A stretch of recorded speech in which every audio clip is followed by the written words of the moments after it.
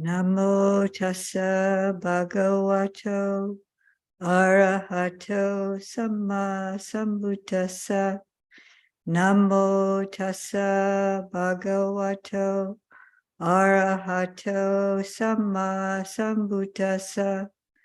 Namo tassa bhagavato arahato samma sambuddhassa. Bhutam dhammam sangham namasami.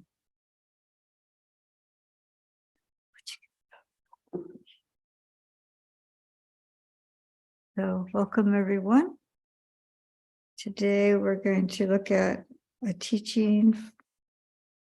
It's actually Venerable Sariputta is responding to a question that the Lord Buddha has asked him. And then there'll be another teaching on the same subject, only just from a different perspective. If we don't spend a lot of time on this one, we might go to the next one.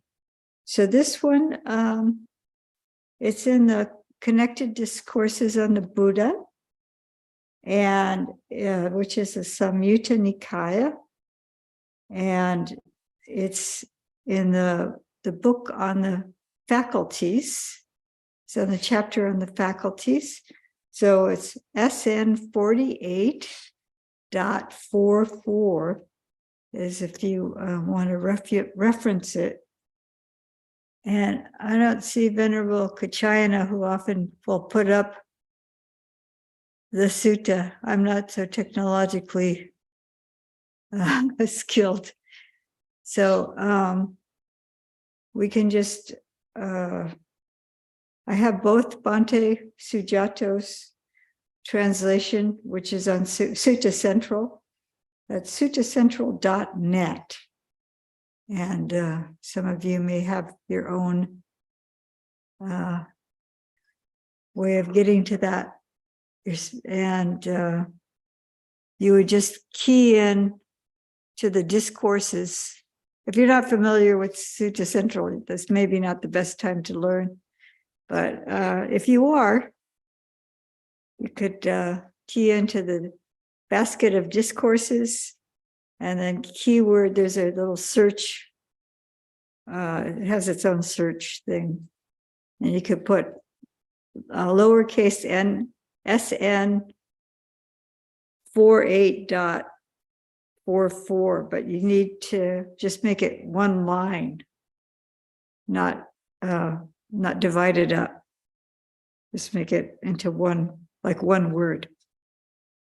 So this particular sutta is called the Eastern Gate. Eastern Gate House, Eastern Gate House. And it just, as the Samyutta Nikaya often does, we just kind of dive in without any really a background. Sometimes there's a background story to why this conversation took place, or something about where they were. So I'll start reading. And I'm reading now from the Connected Discourses of the Buddha, the Samyutta Nikaya. I'm reading it in the hard copy. Thus I have heard, on one occasion, the Blessed One was dwelling at Savatthi in the Eastern Gatehouse. There, the Blessed One addressed the Venerable Sariputta thus. So I'm going to read the whole thing through, and then we can go through this slowly. Sariputta, do you have faith that the faculty of faith, when developed and cultivated, has the deathless as its ground, the deathless as its distinction, the deathless as its goal? And then there's ellipsis here, which means he's going through all 5 faculties. So the first faculty is a faculty of faith, and the second faculty is a faculty of energy, and the third faculty is a faculty of mindfulness, And the fourth faculty is the faculty of samadhi. And that may be translated as stillness, concentration, immersion. There's this is a very debated topic about what we should call samadhi in English. But I think we should just throw out all the other translations and just learn what samadhi is ourselves. So that's the fourth. Samadhi is the fourth faculty. And then that the faculty of wisdom, that's the fifth, when developed and cultivated, has the deathless as its ground, the deathless as its distinction, the deathless as its goal. So we can talk about what the deathless might mean. It's another word that defies really good English translation. Venerable Sir, this is the Venerable Sariputta is answering that question. I do not go by faith in the Blessed One about this, that the faculty of faith and so on, faculty, I'll just repeat them in case you don't know them well. It's good to hear it again and again. It helps with the memory. So faith, energy, mindfulness, samadhi, and wisdom. And I could say all the Pali as well, but if you have Sutta Central, you'll see the Pali. And when we go to the other translation, I'll mention these words as well. You'll see them and hear them. And that helps with memory too.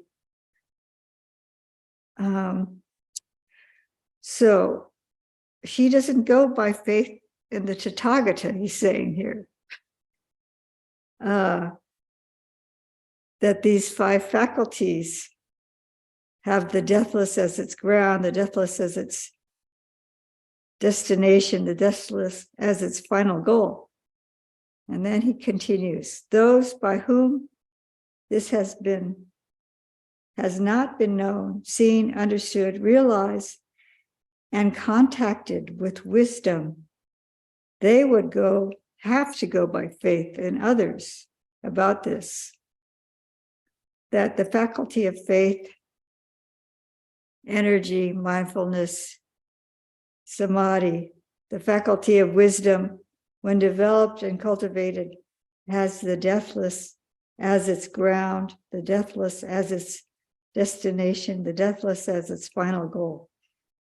But those by whom this has been known, seen, understood, realized, and contacted with wisdom, they would be without perplexity or doubt about this, that the faculty of faith, the faculty of wisdom, I said the ellipsis there, so I just skipped over.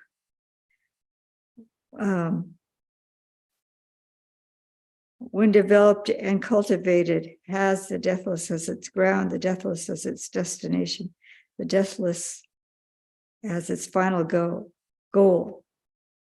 I am one, Venerable Sir, by whom this has been known, seen, understood, realized, and contacted with wisdom.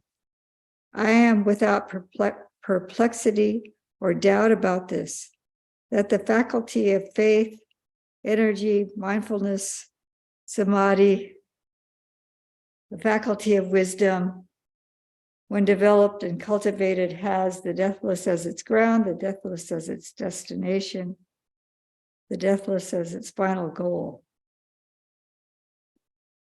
And then the Lord Buddha responds by saying, good, Sariputta. Those by whom this has been known, it is known for oneself.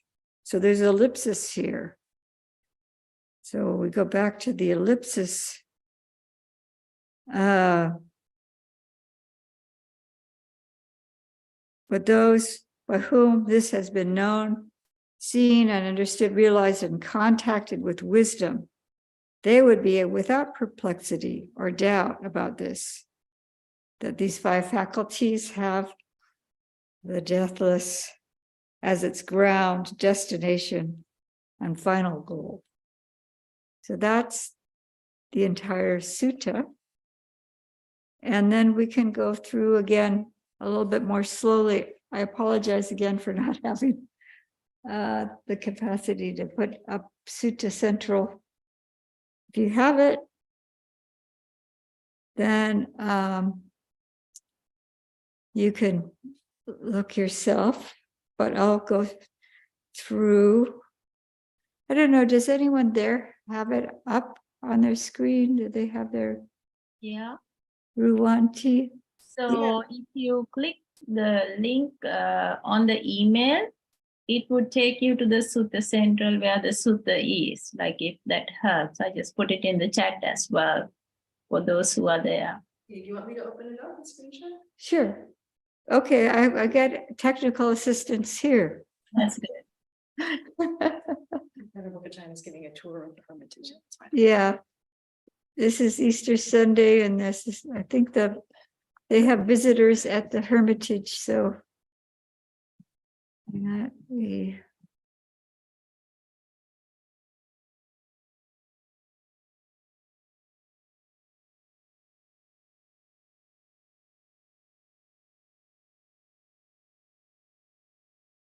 okay, and we go to basket of discourses. And she's just typed in SN 48.44, and here we are. Okay. So, oh, that's up now. Is it screen share? And then she's going to screen share.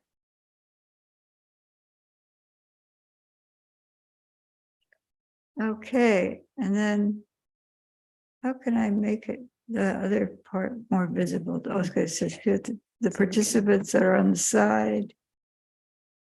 And okay, and then I can just scroll it.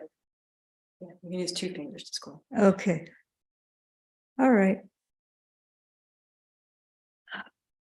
That's the thing with this technology. It's all, every device is different, it seems. Okay. So, everyone can see that well? Yeah. So here we have the Pali underneath the English. Would anyone like to read from this? Could read.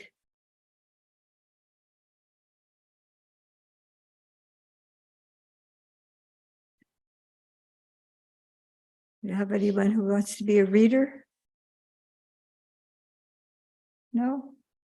Okay, I'll just read then. At one time, the Buddha was staying at Savatthi at the Eastern Gate. Then the Buddha said to the very venerable Sariputta, Sariputta, do you have faith that, see here we have Sada. Okay. It doesn't have a translator on it, but Sada is faith.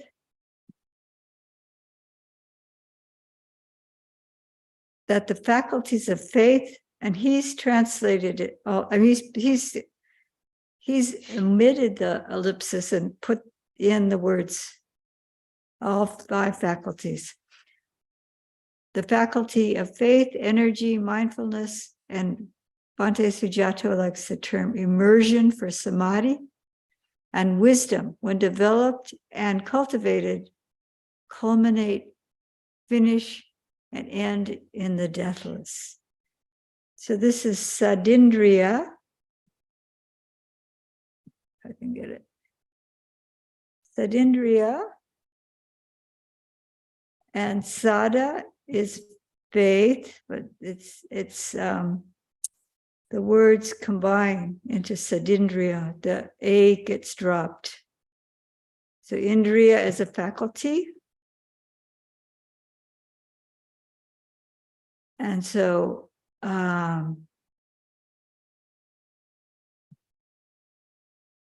yeah, so it appears to be that in this Pali, they do use ellipsis, and the Bhante Sujato wanted to include. So sada is faith, virya is energy, mindfulness is sati, and then samadhi is immersion here, and then panya is wisdom. So we don't have, see, panindriya, you see there?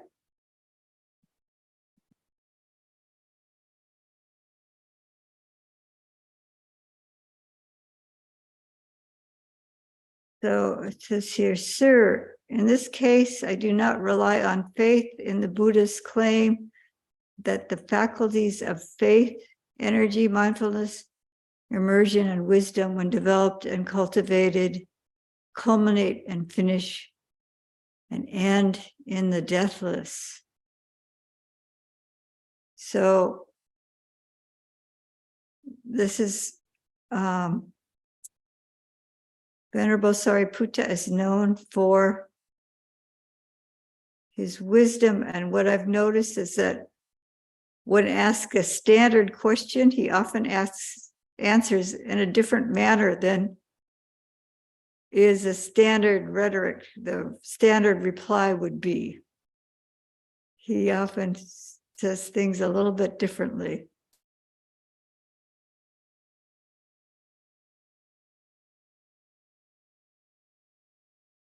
So does anyone have a question or a comment so far about what we've been looking at? We keep going. That's a pretty provocative answer, isn't it?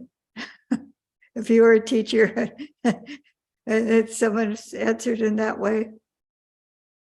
Well, these are both arahants, so neither of them are shakable. But someone else listening might be shocked, don't you think? Well, is he challenging the teacher? Oh my goodness! If you were sitting there and someone answers in this manner, there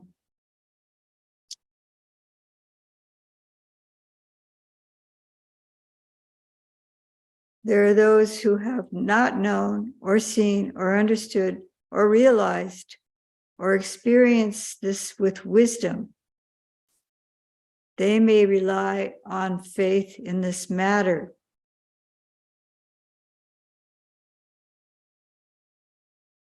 So here is another thing to think about. We should,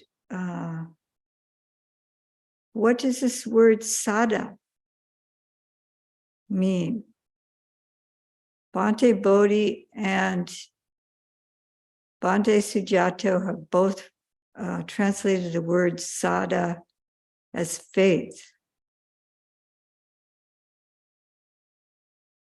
So does anyone know other translations for faith? Or sada, I mean? John Jeff has conviction. Conviction. That's some seminary Tavira has said that Ajahn Jeff has conviction. I've also heard confidence. Confidence, yes.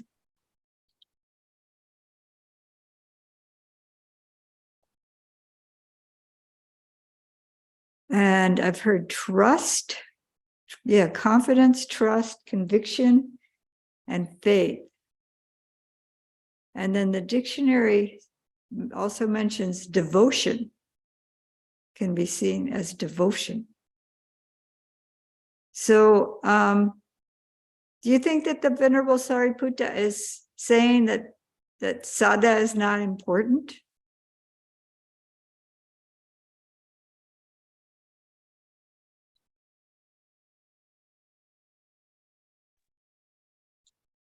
Could it be that because he's an arahant, he doesn't need to have faith in any of this simply because he has experienced it? It sounds like Patipada. Is that who is speaking? Yes, yes, I sorry. can't see you on the screen, but that's fine. It's fine to answer. You might put a little virtual hand up and then you'll get bumped up to higher, but yeah, he does, we did read through it and he does indicate why, but I'm wondering,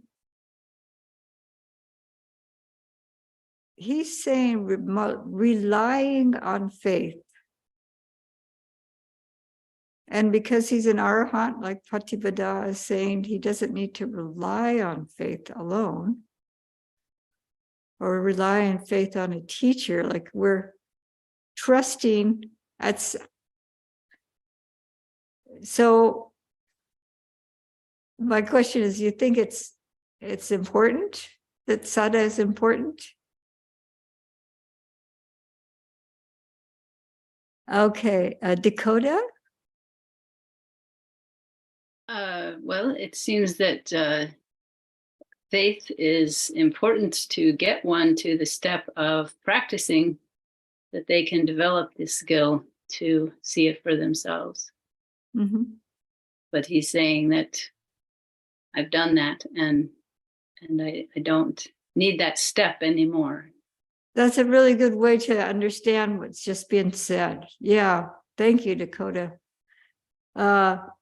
There are those who have not known or seen or understood or realized or experienced this with wisdom. They may rely on faith in this matter. So taking it as he's gone beyond the point where he has to rely on faith on somebody else. Yeah, that's exactly, I think that's exactly right. So, but sada is important for those of us who aren't fully realized. And then in the teachings, they talk about the sada and the panya as paired together to balance one another, that we shouldn't rely on the sada alone, that we need to be developing wisdom. So as the wisdom develops, the sada gets stronger. It takes a different quality because it's based on understanding rather than based on just charisma. Like I have, I trust this person or I have confidence in this person just based on charisma alone. And so I'm going to believe whatever they say. Something like that. That's not wise faith. It's foolish faith. So, yeah. So is there any comments or questions on what we've covered so far? Or in Dakota, did you have anything more you wanted to add to what you had just said? Okay, I see Linda has her hand raised. Yeah, just on the matter of the faith, I know in other Buddhist schools, it's like, it could be like an entrusting heart and mind. So it is important. I mean, if you're an arhat, I guess it wouldn't be as important because you've reached that stage and gone past it. But for the practitioner, it would be important. The other question I had quickly was about the use of the word deathless in the previous paragraph, and the end in the deathless. I wasn't sure, like the way they're saying it, I'm not sure how they mean it. So that was a question. That's a good question, Linda. The deathless is another word, a description for nibbana. Nirvana. Okay. And I never heard it like described that way. So that's interesting. Thank you for that. Yeah. yeah, and I don't know if that's unique to Theravada or let's see if I can find the word here. I've never heard it used in Mahayana text at all. So it might be strictly Theravada. I'm not sure. Okay. Amata. See if I don't-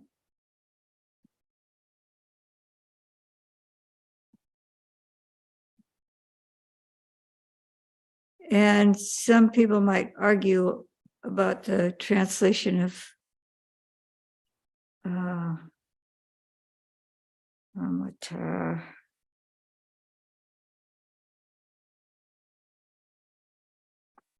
This translator isn't working to divide up the words here. Yeah, it doesn't have a good, it's not cutting the words up quite right. But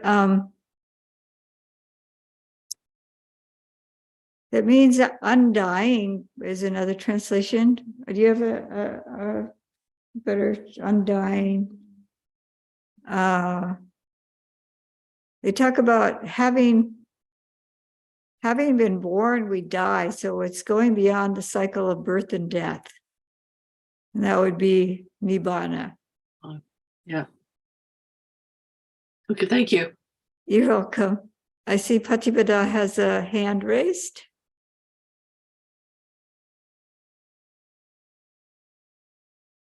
Patipada? The question of faith and also the Buddha teaching, do not take my word for something, experience it for yourself. And I from the way those two concepts are used, are they contradictory? Why would I have faith in something if I have not experienced it? And I'm being told I need to experience it. Question everything I say. Is it contradictory? No, I think that Dakota had described it pretty well. That when we haven't experienced it for ourselves, Mm-hmm. We do have to rely on a certain amount of faith, but there's also in the Buddhist teaching enough that's what's called apparent near here and now that can be seen. Like I can understand impermanence and suffering to a certain degree. There's like a certain, and then the more I explore that for myself, the more I understand some of the ways it's talked about in the suttas. And then, so my wisdom builds over time through experience. I have to experience for myself. I can't just go by book learning or by hearing somebody talking. I have to really examine my own life and mind and experience and learn from that. But I have this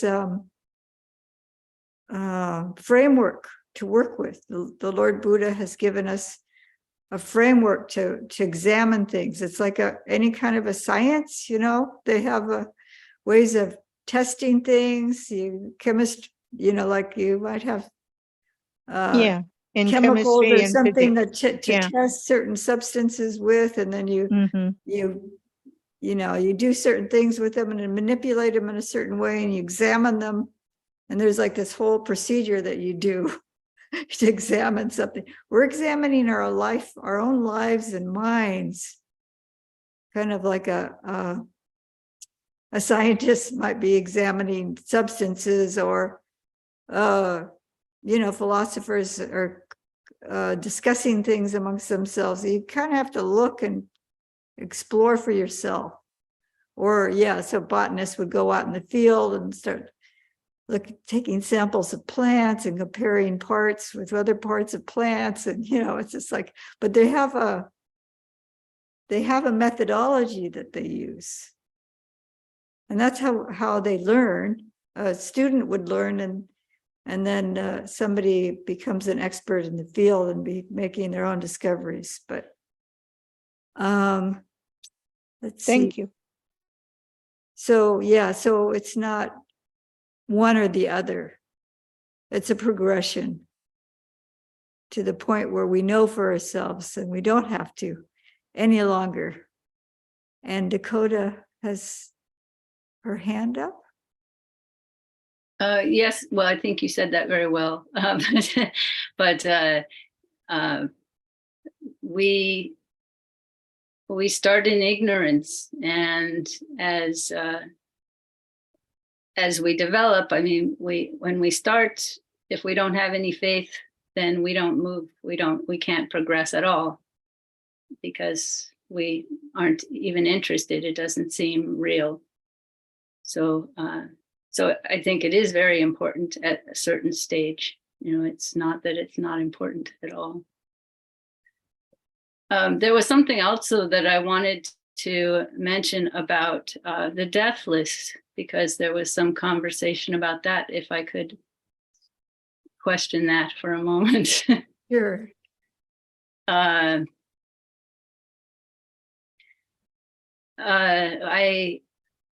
That's really interesting wording for me. I find that fascinating, because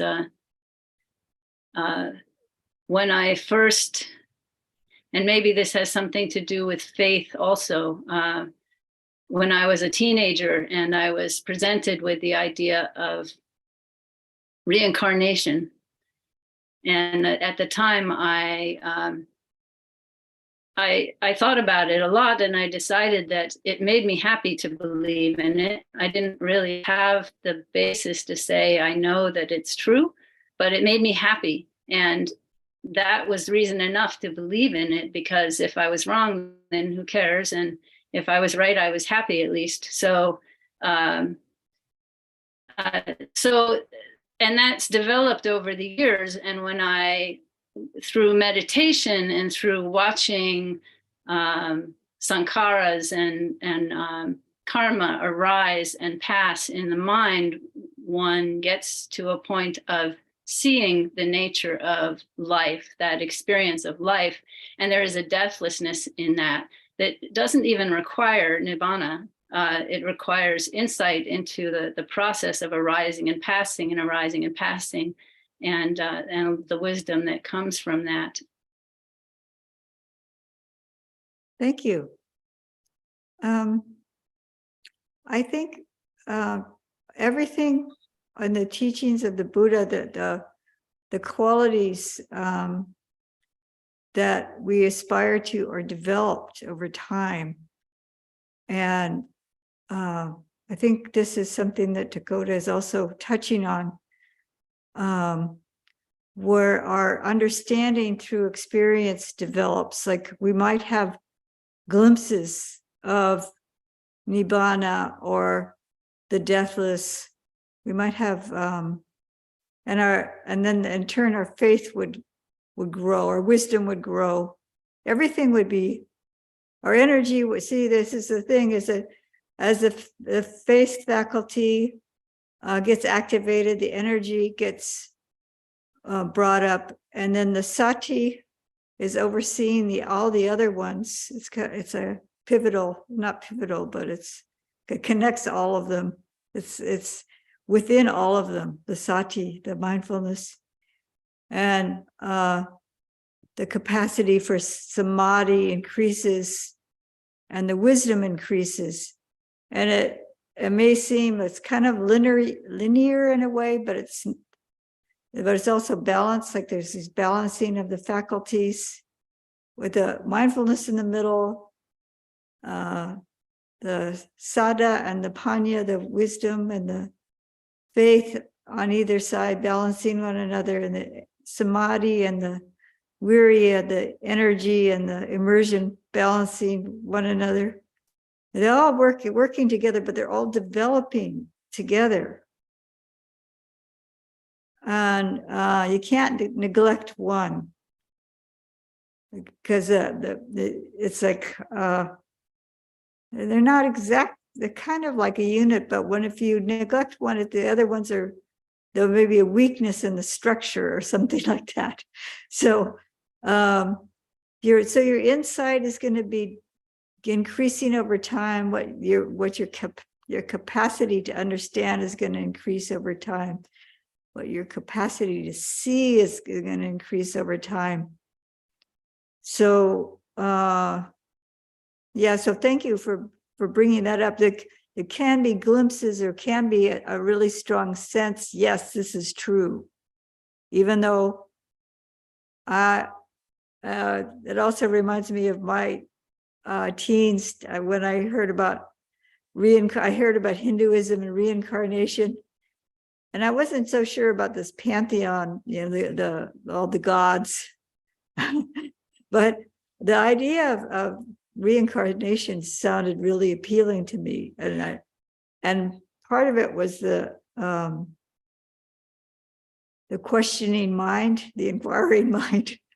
Like, why is it that we only have one chance? You know, why are we punished or rewarded forever for one lifetime? So multiple lifetimes seem like, oh yeah, we could develop over quite a long period of time. It made sense to me. So yeah, I think we have a similar experience. And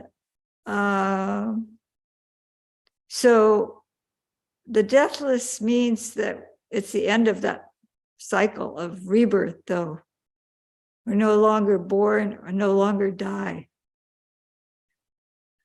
So whenever we're ready for that and have developed to a certain point as the Arhat, then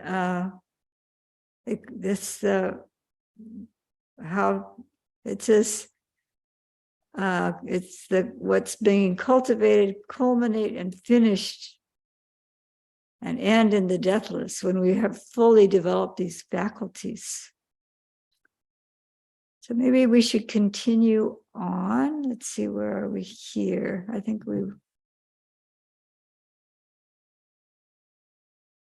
so we read. Now he's saying, but there are those who have known, seen, understood, realized, and experienced this with wisdom. They have no doubts or uncertainties in this matter.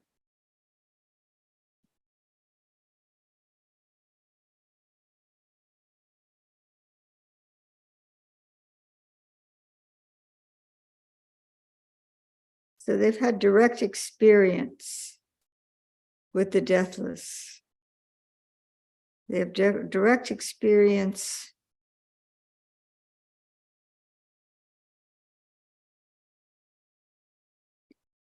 and they've seen how the faculties have supported that experience.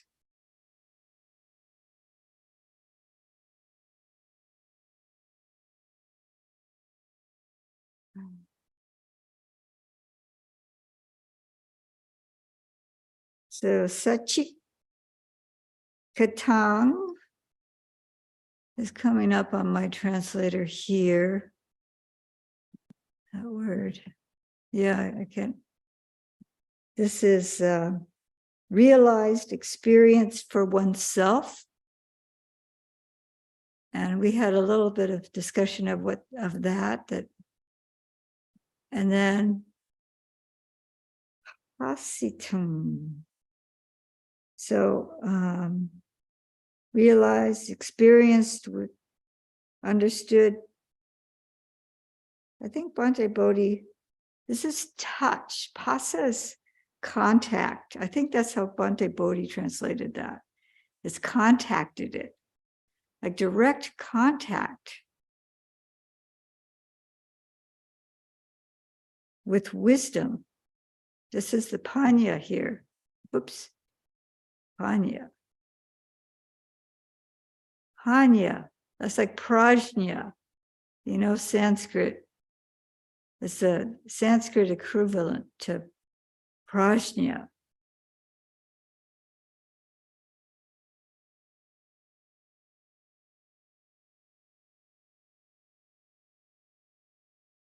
So they're without doubt or certainties.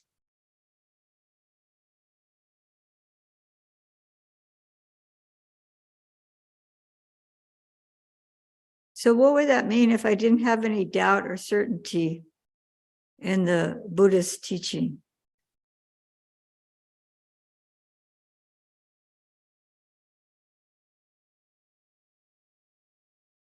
What kind of an individual? Would I have to be an arahant?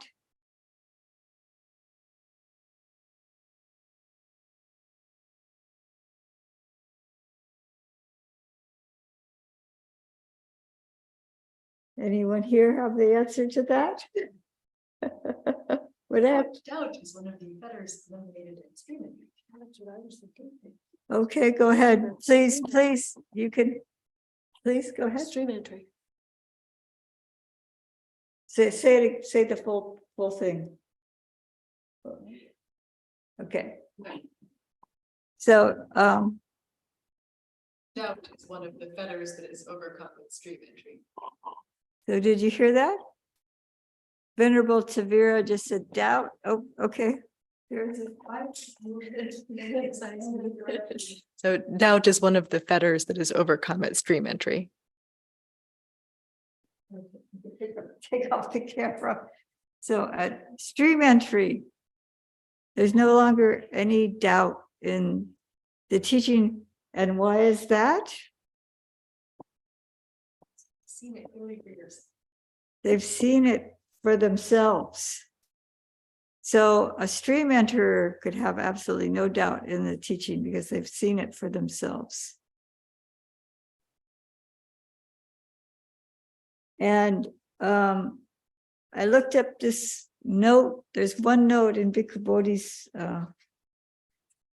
translation of this, and it referred me to another sutta, because the same statement was made by a lay man named Mahanama. He said the same thing about he doesn't go by faith in the Buddha. and this is a layman saying this.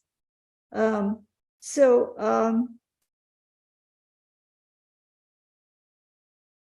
where is it? I have I thought I had it right here.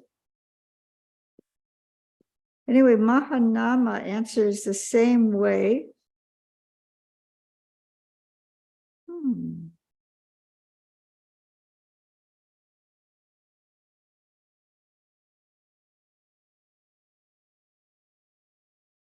Okay, na kavam etam bante bhagavato sadaya gachami.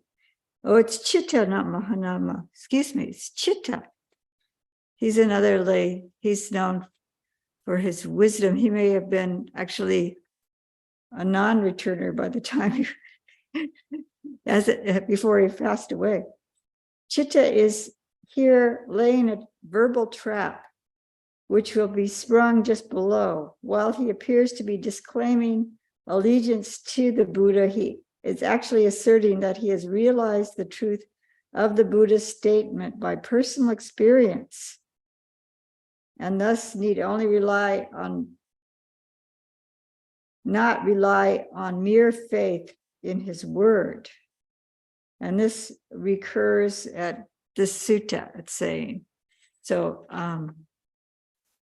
Chitta, I didn't read that sutta, but now that I'm thinking about it, I think he's not speaking to the Lord Buddha, but he's speaking to some wanderers of another sect, and they were questioning him about his faith in the Lord Buddha, and he answers in this way. So there's this kind of shock value to it. And I think this occurs quite a bit in the suttas, where they say things that you wouldn't expect that they would say. And there's a little bit of shock value to get your attention, or to jostle maybe a set way of thinking of things. I don't know. But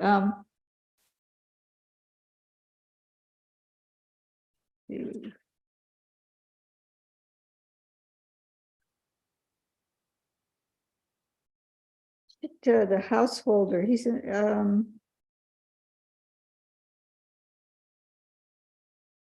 yeah, I should have looked up so we could reference that one too, but I don't have it right now. So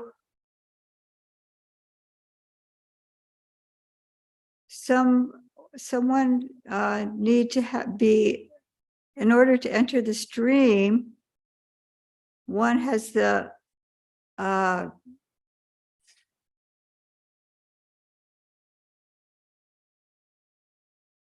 they've known, seen, understood, and realized, experienced with wisdom.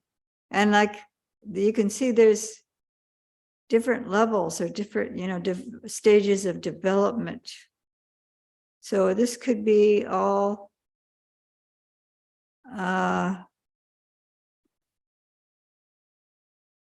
having no doubt or uncertainties. Of course, it's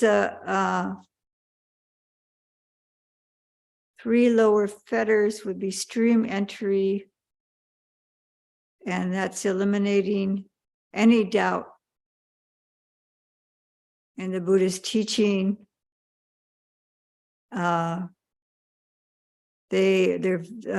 view is straight as far as personality view. They aren't seeing the five khandhas as self, and they have a good. I don't know, a good way of talking about the rites and rituals. Do you have a good?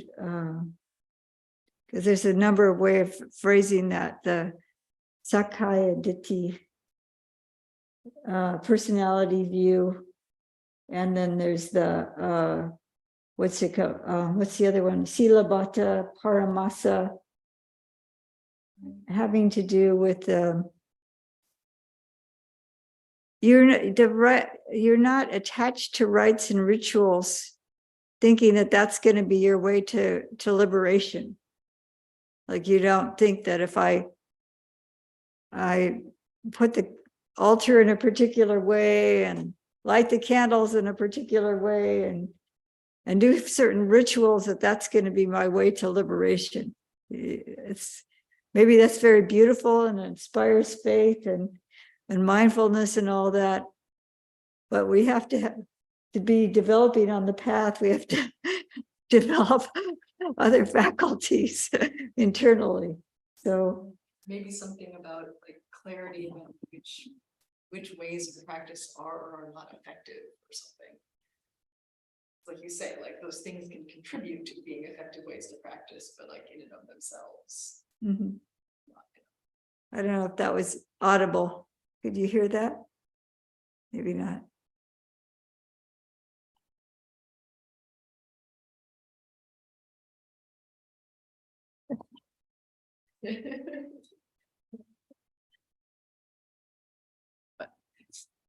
Yeah, I was just saying something about maybe like you develop a clarity about which kinds of practice are or are not effective. And some of those rituals can contribute towards effective ways of practicing, but are not enough in and of themselves. Yeah. So there's not. Yeah, I'm trying to think if there's a different how they translate Sila Bhatta Paramasa. And now I've heard so many different ways of being translated. I can't think of a really concise way of saying it that's not attached to rites and rituals, or not something like that. Somebody may have a different way of translating it that they like. Are you familiar with these?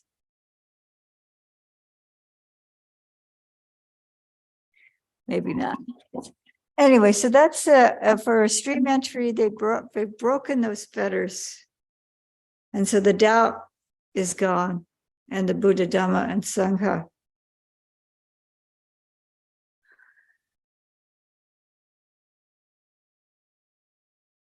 So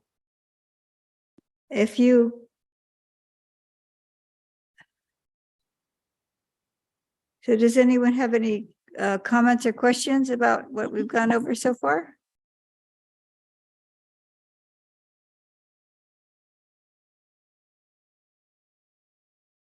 So certainly an arahant would have broken that fetter. Either in sequence, starting out with stream entry and then once returner, non-returner, and then finally arhatship, or some make a breakthrough even more quickly than that. But I think it's just kind of like there's a simile of the ship that's cast onto the dry land, an old ship, and there's all this rigging, and that's just exposed to the sun and the wind and the ocean spray, and maybe even some tides, and all that rigging is getting exposed to the elements over some time. And then it seems like it's a solid, like ropes and things holding it together. And then at a certain point, maybe somebody comes along and starts to move something or do something with it, and it just completely falls apart. So it doesn't really appear like it's coming apart, but it actually is. So this rigid view of things is just opening up, and we actually get a broader view. So then Lord Buddha says, good, and he repeats what the Venerable Sariputta has said. And this is a common pattern too, that the Lord Buddha affirms what someone has said by repeating it. And this is also a way of memorizing, because it's an oral tradition. So repeating things again and again will help us remember. So at least we should try to remember the idea of the 5 faculties. I don't know if anyone's we're already working with these or pretty familiar with these faculties. Has anyone been at least in combination? They're supposed to be really they're part of the Bodhipakya Dhammas. They're factors that are essential for awakening. So these are specifically aimed at practice. Should we go to the next sutta? Would you like to do that? It's another short one, and we could probably just at least read it through and touch on a point in it that's a little bit different than this one. Would you like to do that? We feel done with this one? Okay, this one is at the Eastern Monastery.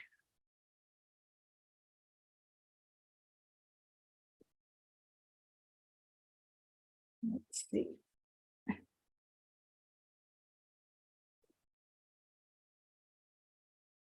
Would you be up to reading this?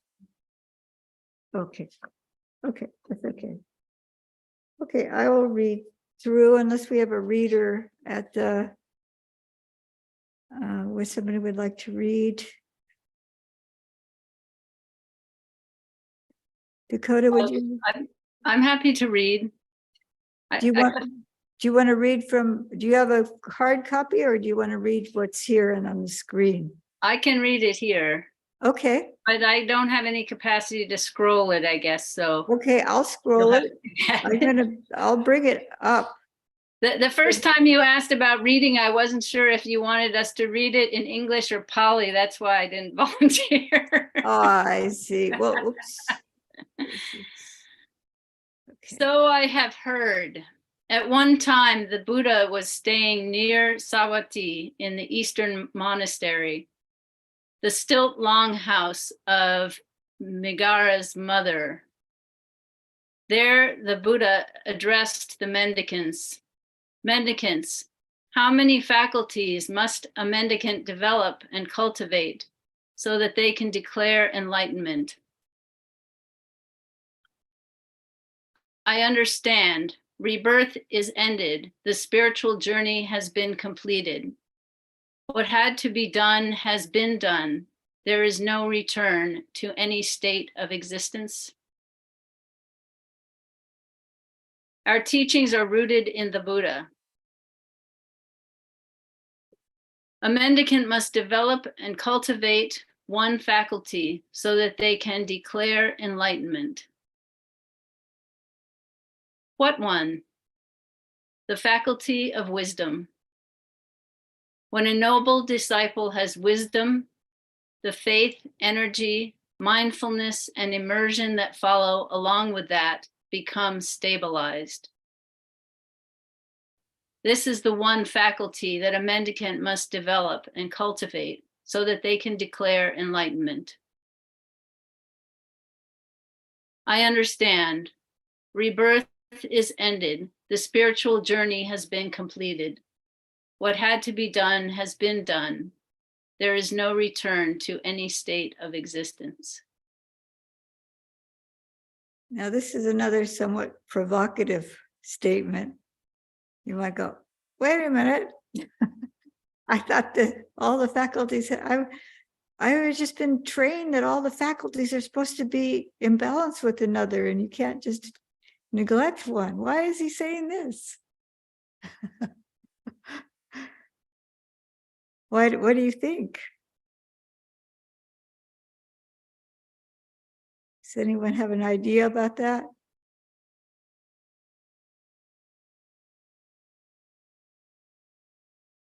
And then some sutras say that it culminates in wisdom, the peak, the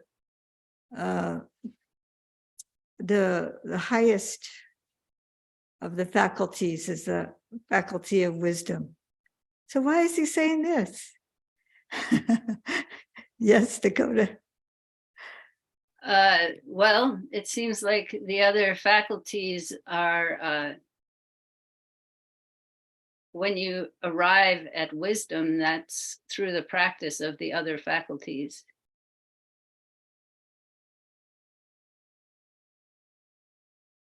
So they must cultivate one faculty. But I don't think it means an exclusion to the others. No, I think Westerners, including myself, might look at this and go, what does he mean? Why does he say one? But they must develop and cultivate one faculty so they can declare enlightenment. So the other ones, you're saying the other ones are supporting this.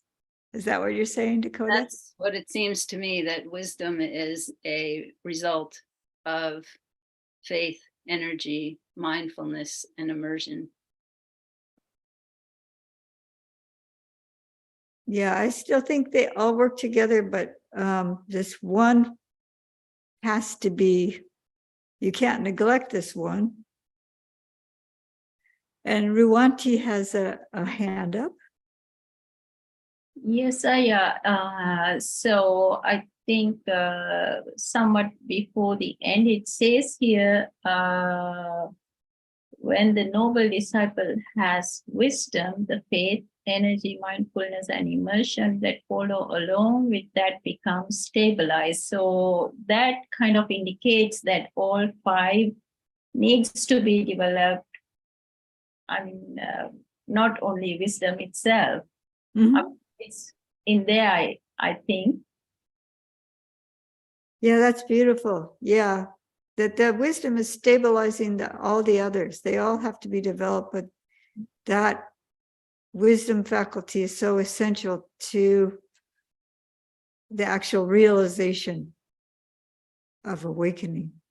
And Linda has her hand up. Hi, yeah. As far as I know, like the wisdom samadhi is the last one you do. Like you work your way up to the wisdom samadhi. I'm not sure how it is in Theravada Buddhism. I'm thinking of Indian yogic tradition and the Mahayana self-power schools. Like it's like that's the last one you do. You're sitting in meditation, you're doing walking meditation. and you're going through all these other stages. And the last one is the wisdom samadhi. And when you achieve that, you've achieved nirvana. If you've, and everything else is in balance because you've already gone through all the other stages. So that's reaching back into the more ancient traditions too. So when I read that, I thought, well, that makes sense because once you achieve that, I don't know if you can declare enlightenment though. You're definitely in nirvana stage. You're in an awakened stage, but I'm not sure if you're quite enlightened or not yet. You might be on the way to being enlightened. So I'm not familiar with that tradition, but certainly wisdom is a pinnacle. And let's see, let's let Maitri have a turn since hasn't spoken yet. Thank you, Aye. You could get I wanted to mention that, so the 5 faculties, I think they work, they feed on each other. And so Saddha, Sila, Sati, all of these, when the faith helps you develop wisdom, makes you practice more. So they kind of feed on each other, but for the complete development of wisdom, so they all have to be completely and fully developed. And here I believe that there's when it says that the wisdom faculty must be developed, it's that full complete development of it. They all work together is kind of my understanding. Yeah, that's so good. Yeah, they nourish one another. They balance one another. They work together as a unit.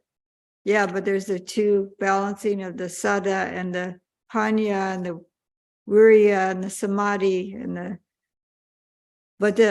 now he's saying that the panya, the wisdom, is stabilized all the other ones. So that's essential one to have well developed. Is that how I'm seeing it? And Dakota has had her hand up for a little bit.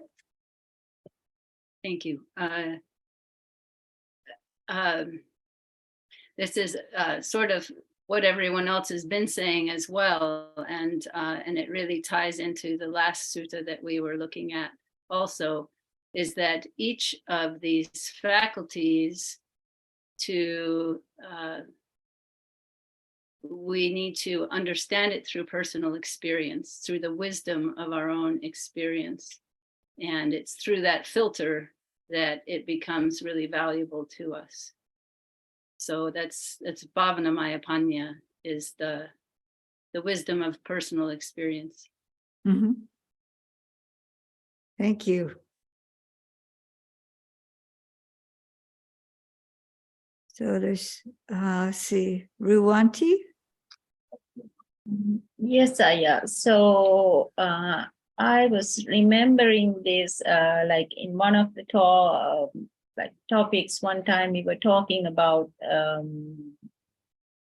Khanti, patience. So in that discussion, I remember they were saying like, it's just not just patience itself, but it needs to be accompanied by wisdom. So I think every one of these faculties needs to be accompanied with wisdom, and wisdom is something not like it just pop up right at the end, but it is something that we develop along the path. I just wanted to add that comment. I don't know what you think about that. Yeah, that makes a lot of sense. And then that it's stabilizing, like it's, I think what you're saying, it's essential. Like with Khanti, you're not just going to kind of, passively be patient to anything. You have to have a little bit of wisdom of what you're willing to have to endure and to pursue for a long period of time. So the wisdom faculty accompanying all the other faculties. It's informing each one. Each one needs to be informed. I mean, you can have sati of a thief or a cat or something like that. The mindfulness, each step the cat is stalking the bird, but is it really wise? Is that so the wisdom going along with each one, stabilizing it, and informing it.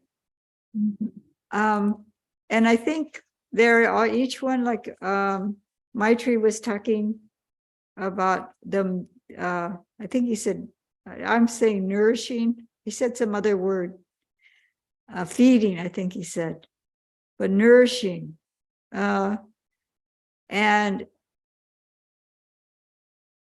I had just talked about this one sutta in the numerical discourses, the Anguttara Nikaya, and it was talking about now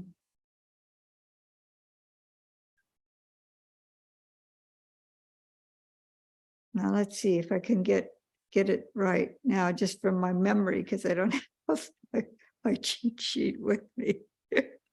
but for liberation, knowledge and liberation, that's what it was.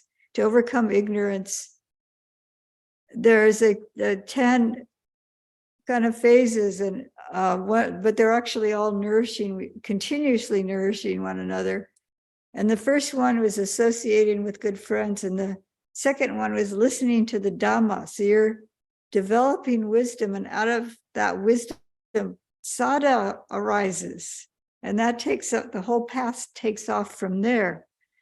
So there's that wisdom and sada together at that point. So I just thought I'd point that out, that the practice is supported by these two. And then, of course, the mindfulness and the samadhi and the virya are all essential. So, see, we've got just a few minutes left. Does anyone here have anything they would like to add? Or anyone else have a brief question or comment?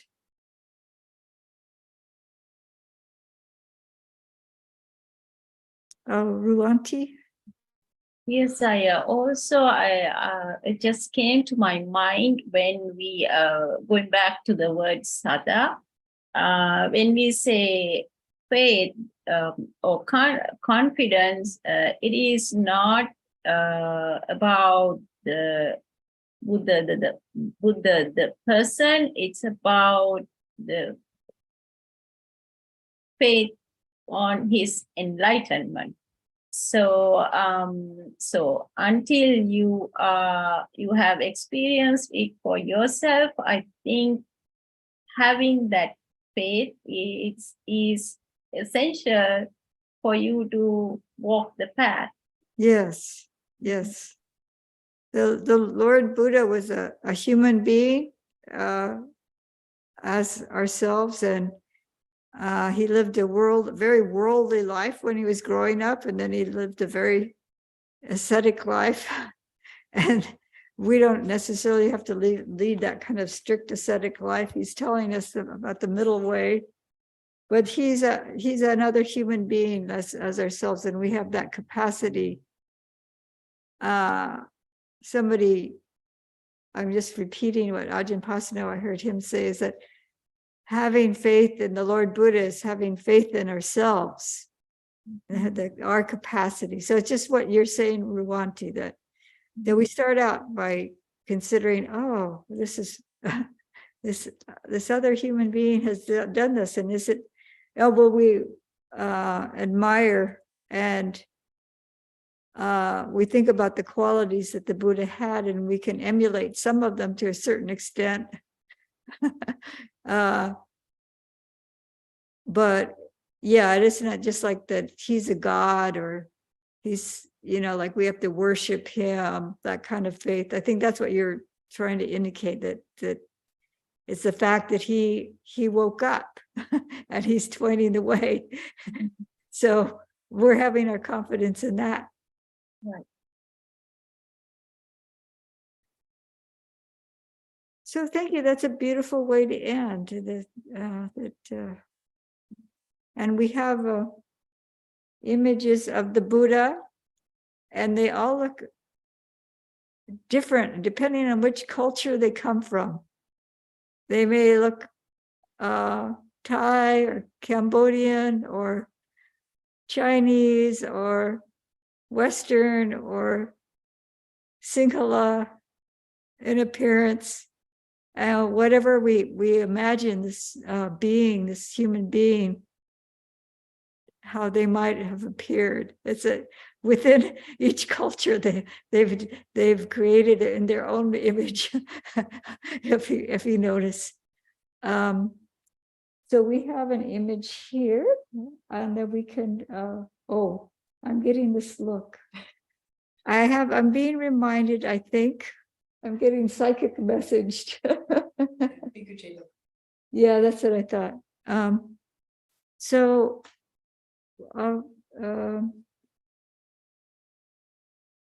We know of a bhikkhu, a monastic, who may be passing today. He may have already passed away. And his name is Venerable Chetavimukti. So we've dedicated our practice for today to his perhaps realizing the deathless.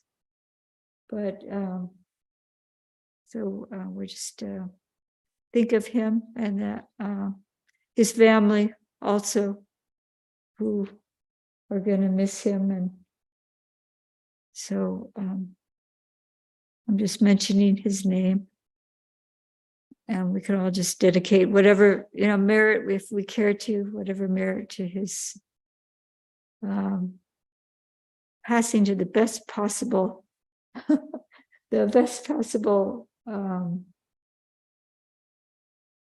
from all the merit of his life as a bhikkhu and all the people that are dear to him, is a best possible outcome for him in his passing away.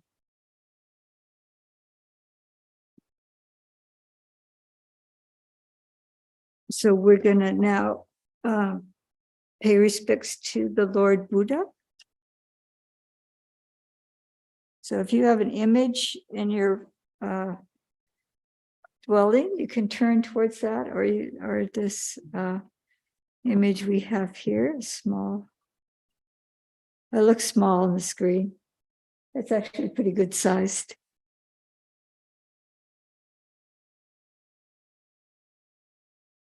Araham Sama Sambuddho Bhagava Buddham Bhagavantam Abhivadi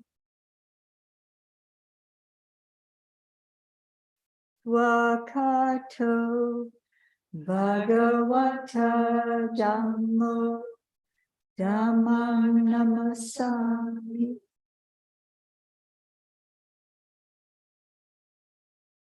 Supatipanno Bhagavato Sāvaka Sangho Sangham Namah.